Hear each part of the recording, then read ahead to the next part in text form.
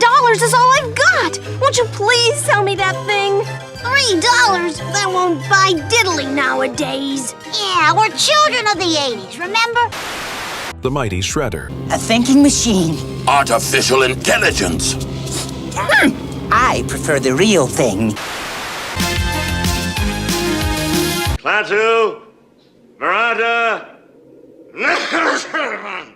Hey, wait a minute. Everything's cool. I said the word. I did.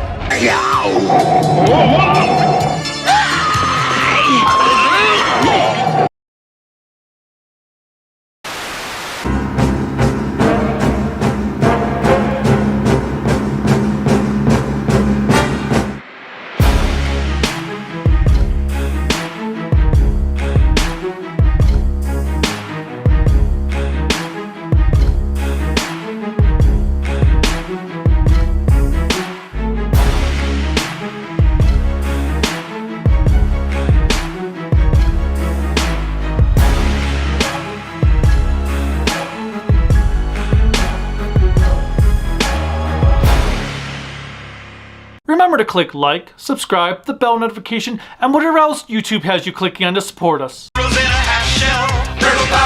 What's up, everyone? I am the Kaiju no Kami from the Toku and Animation News Network, and today I'm taking a look at the second season of Teenage Mutant Ninja Turtles.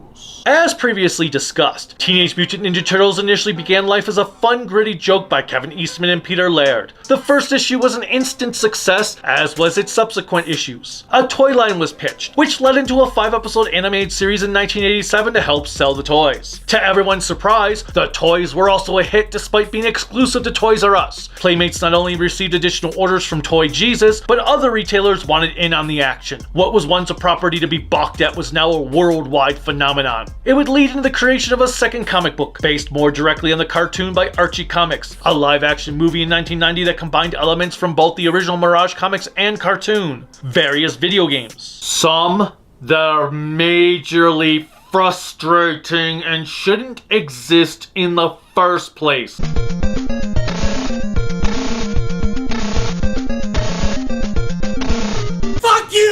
An anime OVA series in the late 90s. Sequels to the 1990 movie on top of additional movies, both animated and live action over the course of the next 40 years. Several cartoon series, and even a live action adaptation by the father of Power Rangers, Haim Saban, who introduced a 5th female turtle. I was schooled in the internal arts and raised to replace him as a master shaman someday. You ain't a ninja? No, I am Shinobi. Today, the line is still going strong with multiple companies releasing a multitude of merchandise from toys to games and so on. Now, one interesting thing to note is that the show had to be censored in the UK. Apparently, Michelangelo using nunchucks was a big no-no. Swords, okay. Size, also okay. A villain who has blades all over his armor was okay as well. But nunchucks. Nunchucks is where they drew the line. Nunchucks. What the f? As such, they would remove as many sequences of Mikey whirling his devil tails around as possible. The show was even renamed to Teenage Mutant Hero Turtles because ninja was also Satan speak. Teenage Mutant Hero Turtles, Teenage Mutant Hero Turtles, Teenage Mutant Hero Turtles, heroes in a half shell. Turtle Shredder attacks, these turtle boys don't cut them no slack.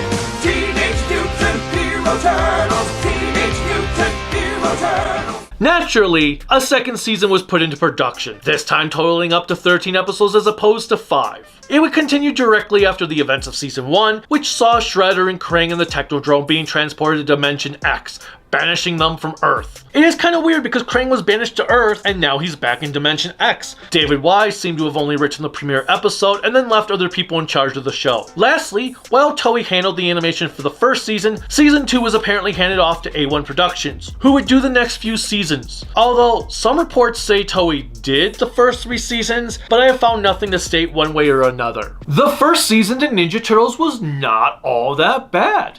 Does season 2 continue this trend? Watch to find out. The heroes! Given this continues directly after the first season, you know who the heroes are. Just to repeat those who may not have watched the first season's review, this includes our 4 Ninja Turtles, Leonardo, Raphael, Donatello, and Michelangelo, Splinter their master, a man turned into a rat, and Lois Lane, April O'Neil, a reporter they befriended in the premiere episode, who, I want to reiterate, they were planning to keep until the day she died, just to keep their secret safe. You're staying here until we work this out. She stays here with us for the rest of her life. My sons, the time we are waiting for has finally happened. April has finally kicked. Our secrets are safe. Cowabunga! Wait a minute. The whole point of kidnapping her was so that she didn't reveal their identities to the world, but then she does reveal their identities to the world. The turtles turned out to be the saviors of the city as they... Then what was the whole point of that? I just thought of that. Together, they stop Shredder and Krang's invasion of Earth. There's not much I can add to these characters that I didn't already mention in the first season. Mikey still shouts out Cowabunga. Cowabunga! Cowabunga! Cowabunga! Raph remains sarcastic. You're turtles, remember? So that's why I'm green. And I always thought it was something I ate. Donatello still points out the obvious. Looks like the alien circuitry doesn't mesh too well with our stuff. It's really comforting knowing that you figured that out. And Leonardo strives to be the best leader possible. Quit clowning, you guys. This is serious. We'll be right there. Nothing happens in the slightest to change them or grow them. They just live day to day eating pizza, watching movies, and kicking Shredder butt. I do applaud their movie choices though. Whoa, outrageous! This is the part where the slime monster scarfs up the entire city of Cleveland! Gamma is really neat. Gamma is filled with meat. We've been eating Gamma. Splinter, on the other hand, is starting to feel stressed from being stuck as a rat. There is an episode where he is temporarily turned back into a human and ends up appreciating his newfound life as a rat due to it. After seeing how humans treat one another, I prefer being an animal. I feel you, dude. I don't like being around humans either, and I'm a human. April spends the season constantly getting into trouble. Make yourself comfortable, Miss O'Neil. You may be here a very long time. Nearly dying at one point. If April does not receive the antidote soon, I fear it may be too late. And being mutated into a Catwoman. Meow! When something happened to me. Meow! Oh my gosh. It's turned you into a cat. Yes! 1 million furries were born that day. Master Shredder sent us to destroy you. We are introduced to a friend of hers who is the secretary of Channel 6 News named Irma Langenstein, voiced by Jennifer Darling. I chipped one of my nails, and I'm all out of this color polish. Darling's credits include Ayeka in the English dub to Most Tenchi series, Pythona in the G.I. Joe movie, and Scarlet Witch in the 90s Iron Man cartoon. Irma is a dim, but extremely thirsty woman with thick pink glasses. And boy, do I mean thirsty. You've got a problem. What if some hunky guy calls me for a date? So how come you're sitting home all by your lonesome? You couldn't get a date either, huh? She is always clamoring for a boyfriend and seems to have no limits when it comes to filling that void in her life. Irma, the turtles are not the most exciting thing in my life. Maybe not in yours, but they certainly are in mine. Hey, baby, what's shaking, sweetie? April, you were right. My patience finally paid off. Rex! And we have you to thank, April. After all, you introduced us. My job is to serve and protect, and take Irma to the movies. He's such a quick learner. She makes Sailor Jupiter look like a desert. We do get a little bit more backstory on April's boss, Byrne, as it seems he only hates turtles because his girlfriend hates them. How dare you let her say such a thing? Tiffany, honey, it's the truth. Admit it. You love turtles, don't you? No, baby. He is always quick to blame anything weird happening in the city on the turtles, only to constantly be refuted by April. Don't come back without proof of some insidious turtle conspiracy. I'm trying to tell you, the turtles are not a threat. They seem to have toned Vernon's assholery down a bit, and his voice is a tad different from what it was in season 1. Mr. Thompson will be thrilled. It was those awful Teenage Mutant Ninja Turtles! Those weren't the turtles! They were teenagers, they were ninjas, and they were green. Now what would you call them? But he's still the same sniveling coward he was before. It's a really dangerous assignment. Maybe you ought to check out a bulletproof vest. Maybe we should let April have it after all. Yakko, Wacko, and Dot return for an episode and are still as annoying now as they were then. So, what's the plan, man? Let's keep on cruising and moving, Callum. Hey, did that see? The Technodrome. All right, let's buzz them. We also get some weird interspecies love plot going on between Mikey and Kayla. Now all we have to do is get it back to the Starmobile. I'd follow you anywhere. I'm gonna miss you guys. Especially you, Michelangelo. Yeah, likewise. That's why I brought you a little going away present. A quartet of frogs are introduced. There is an episode where Krang sends a vial of mutagen through a portal to Earth and it lands in the swamps of Florida. A group of aspiring Budweiser frogs are hit with it, mutating into a humanoid form as they had just been picked up by a child.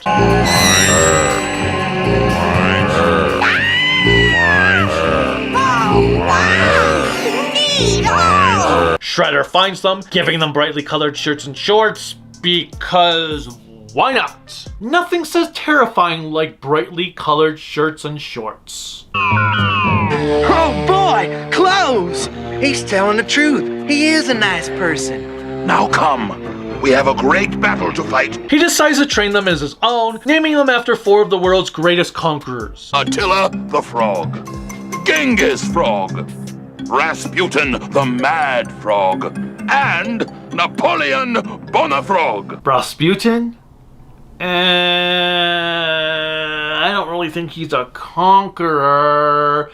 Alexander the Great Frog would have made far more sense. The frogs are as bright as coal, so they find themselves easily duped into doing Shredder's bidding. Unlike cultists, however, they come to realize Shredder is not the guy they thought he was and join with the Turtles to stop his evil plot. We trusted Shredder, but now we can see that he's just using us. Then they return to Florida as they just want to live where they feel the most comfortable. I can't say they are anything special, but I do like the idea of having an antithesis to the Turtles. I wish this had been a 4 or 5 part story arc, as the turnover from first mutating to being ninja experts to becoming good is just too quick to the point that it doesn't feel natural. I would have liked to have seen more of a conflict between the opposing teams. This ought to tide you guys over till you get back to Bug City.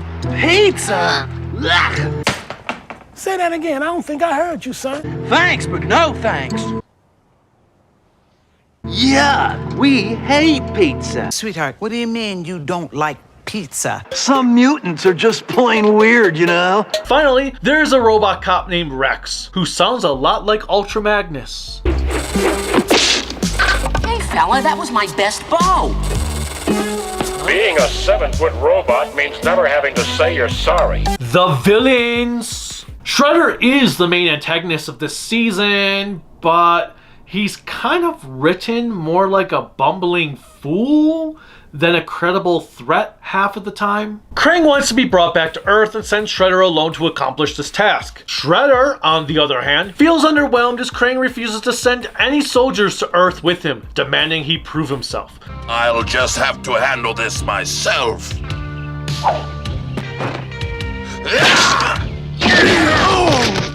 Now, what were you saying about money? This works as a twofold story because it gives Shredder the chance to be the threat everyone claims him to be. Instead, we get a sometimes whiny, wimpy, Saturday morning cartoon villain. Now granted, this show did air on Saturday mornings, but you know what I mean. Oh, it's not fair. It's just not fair. Shredder is supposed to be the ultimate threat to the Turtles, the person they fear the most, the person they claim they must always be ready for. The reality of the situation, however, is that this version of Shredder is nothing more than Krang's bitch. He can be cool when he wants to be. Most of the time, he's just a wimp when he doesn't have someone to back him up. This is only the beginning! Speaking of Krang, I'm sure we were all clamoring to see him in the shower. You got me out of the shower. This had better be good. I need you to send me the neuro scrambler I invented. Well, that's a therapy bill I didn't need. Freely is having so much fun with Krang. I enjoy seeing both people and animals suffer. And you, my friends, are both. Baxter Stockman returns, who is freed from prison by Shredder and becomes his assistant for half of the season. Baxter Stockman, I've come for you. I promise I'll never fail you again. Oh, stop sniveling. I need you to build the ultimate rat catcher. He's still a moron. For what it's worth, though, I did find one sequence of him with ice cream to be a bit amusing. Connect me with Krang and Dimension X immediately. But my cone is melting in the sun. Halfway into the season, Krang tries to kill Baxter but ends up turning him into Jeff Goldblum.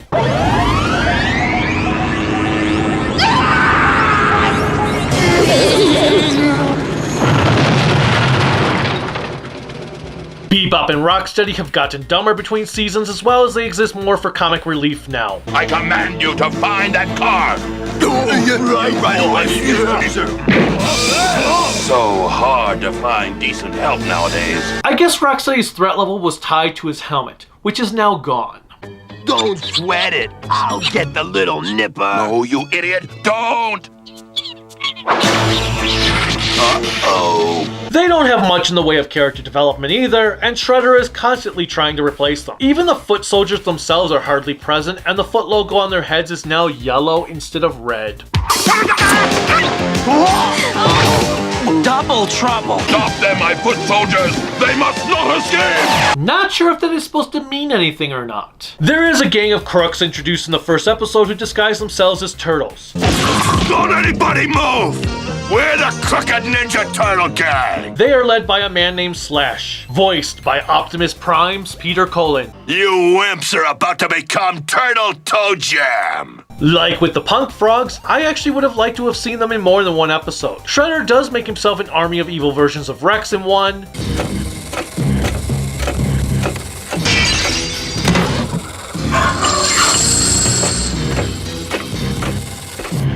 What?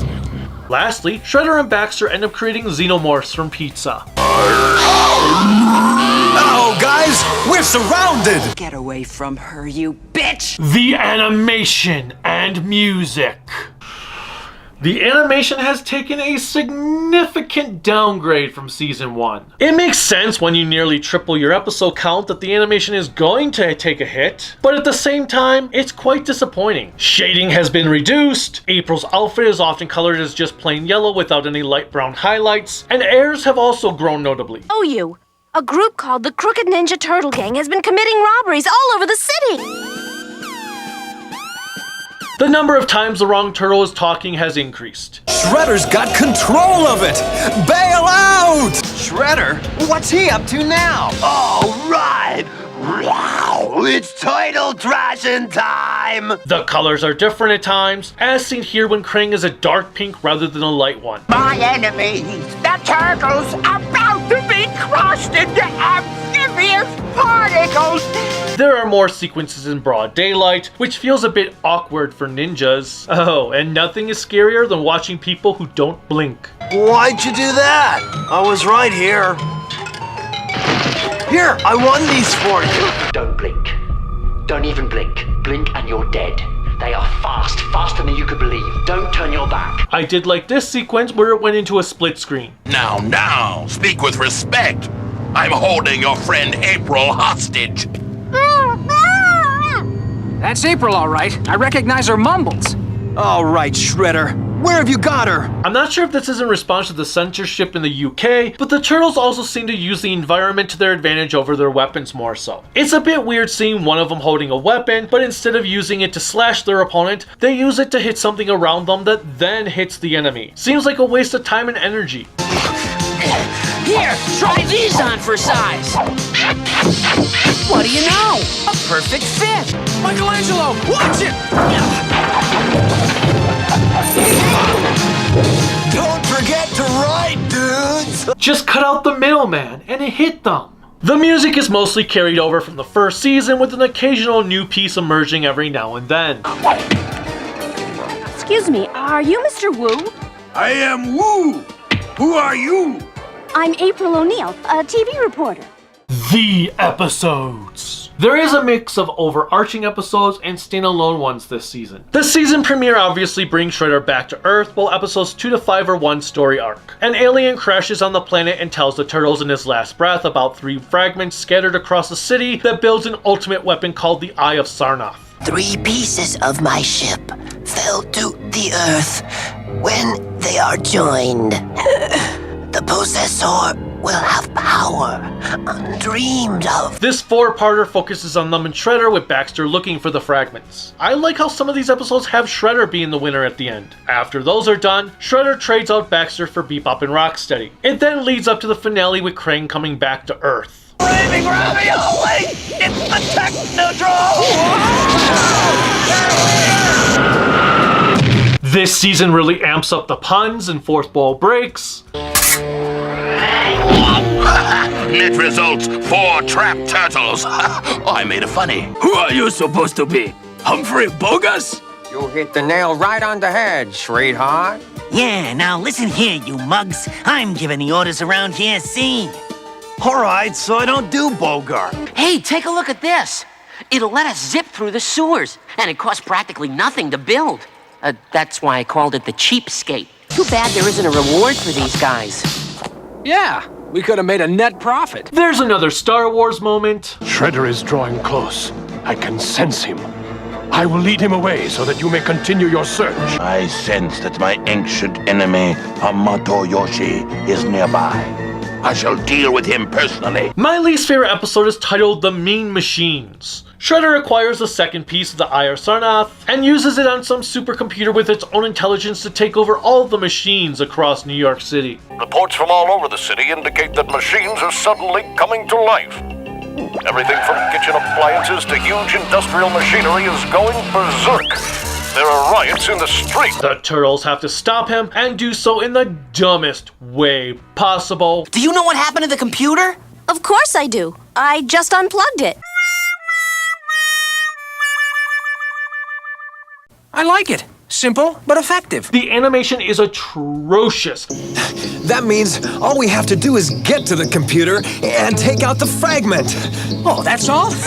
And for a minute. However, my biggest issue with this episode is not really the absurdity of the story itself. Rather, the fact that it rips off one of my least favorite episodes of the Transformers. Day of the Machines has the exact same freaking plot. Just replace Shredder with Megatron and the Turtles with the Autobots. I am yours to command, Megatron, Master. It was dumb in 1985, and it is dumb now. My favorite episode of the season is actually the one where Baxter becomes a fly, titled Enter the Fly. You know I love horror movies and monsters, and I love it when episodes mimic horror movies and monsters. It also helps that it does something interesting with a lame brain character up to that point. They've escaped, but Shredder won't. He's the one responsible for what happened to me. It's your fault that I'm this hideous hairy-legged monster. No, it was all the Turtles' fault. Don't you remember? But I thought the Turtles sent you back to Dimension X. They are the enemy. There's also a B-plot where April was poisoned by a rare flower Shredder sent to her. It has such a strange fragrance. Fortunately for her, she decides to go visit the Turtles thinking it was from them, passing out after getting to their lair. Did you inhale the blossoms? Why, yes. Like I said, it's a lovely fragrance, but... oh, suddenly I feel so strange. April. Splinter instantly knows what the flowers are and sends his boys out to acquire the cure. She will not last long unless I can prepare an antidote. I will need a gazai leaf. I do not know where one may be found in this part of the world. You are most fortunate. That is last remaining gazai plant in Western Hemisphere. I like how the two plots converge with them having to retrieve the cure from Shredder and Baxter. Come and get it. Or are you afraid? We welcome a fair fight! Then you've come to the right place, my friends. Now! I also found this retort pretty funny after the Turtles have purchased the cure from the florist. I don't think he gave us the right change. I'm a few pennies short. While Season 2 is definitely a downgraded animation and storytelling, I still enjoyed it overall for the most part. It was highly entertaining. Therefore, I am going to give Teenage Mutant Ninja Turtles Season 2 an enjoyable 3 out of 4 turtles cosplaying as ninjas. If you enjoyed Season 1, there is still a lot of fun to be had with this one despite the downgrade. I just hope Season 3 ups the ante. Until next time, bye!